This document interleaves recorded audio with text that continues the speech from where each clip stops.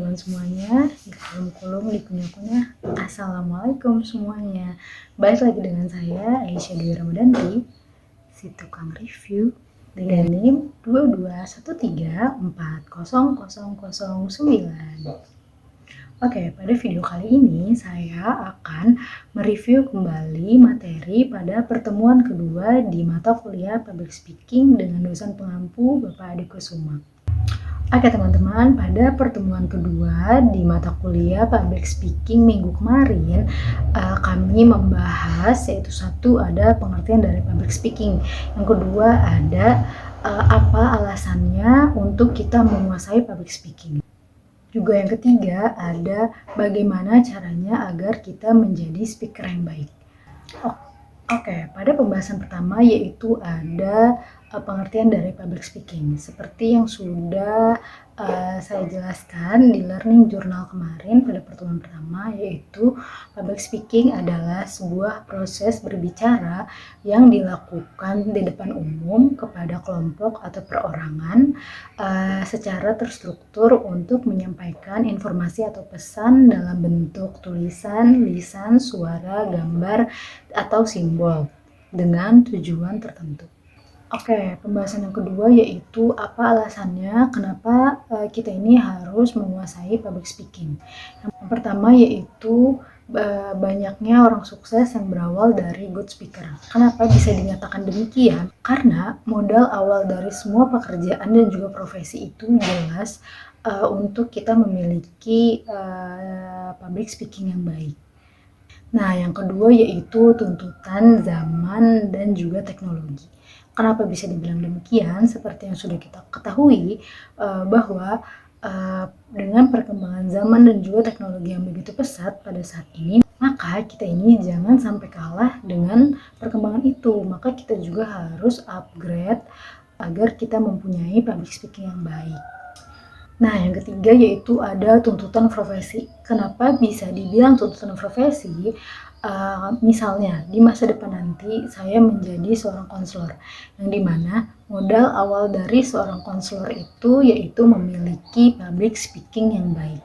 Karena pekerjaan sehari-harinya itu yaitu berbicara untuk melayani klien, untuk menjalani kegiatan konseling gitu. Maka diperlukan public speaking yang baik. Nah, makanya bisa disebut dengan tuntutan profesi. Nah, yang terakhir itu, yang keempat ada persaingan. Kenapa bisa dibilang persaingan? Karena balik lagi dengan perkembangan zaman dan juga teknologi yang begitu pesat, maka kita ini harus diiringi dengan public speaking atau skill yang kita punya gitu. Jadi harus seimbang antara beriringnya teknologi juga zaman, maka kita juga harus diiringi dengan skill yang kita punya, seperti itu. Oke, pada pembahasan selanjutnya yaitu ada bagaimana caranya agar kita menjadi speaker yang baik. Nah, jelas yang udah kita ketahui untuk menjadi speaker yang baik yaitu satu modalnya percaya diri. Seperti sekarang saya sedang membuat learning journal ini, modal awalnya yaitu percaya diri. Kalau kita nggak percaya diri, kita nggak mungkin bisa berbicara meskipun secara online seperti ini, meskipun hanya lewat video. Bagaimana kalau kita berbicara di depan banyak umum, atau di depan banyak orang gitu. Pasti modal awalnya yaitu harus percaya diri. Nah, yang kedua, untuk menjadi speaker yang baik itu harus terus berlatih, karena nggak mungkin seorang speaker yang baik itu nggak mungkin hanya melakukan pelatihan sekali atau 2 kali saja. Pasti mereka sudah melakukan pelatihan berkali-kali gitu. Maka mereka itu bisa menjadi good speaker. Oke, pada faktanya kenapa di saat kita berbicara di depan umum itu kita ini merasa gugup. Karena rasa gugup ini berawal dari rasa takut. Nah, rasa takutnya ini karena kita kurang percaya diri.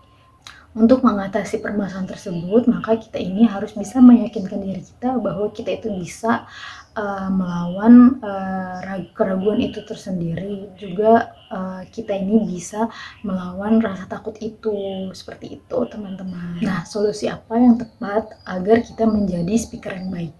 Yang pertama jelas untuk kita selalu berlatih secara terus-menerus. Seperti tugas learning journal yang Bapak dosen berikan kepada kami, kepada mahasiswa, yaitu tujuannya untuk melatih kami agar berbicara secara terus-menerus agar memiliki public speaking yang baik. Dan yang kedua selalu diiringi oleh doa, karena pada setiap perjalanan, pada setiap pekerjaan jelas harus diiringi oleh doa agar selalu diberikan kelancaran. Oke, di sini ada 3 kunci untuk menjadi speaker yang baik, yaitu yang pertama ada know yourself, kenali diri kamu sendiri. Yang kedua ada know your audience, kenali audiensnya, kenali sasarannya, kenali penontonnya. Juga yang ketiga yaitu yang terakhir ada know your material. Jelas untuk menjadi speaker yang baik maka kita harus menguasai materinya.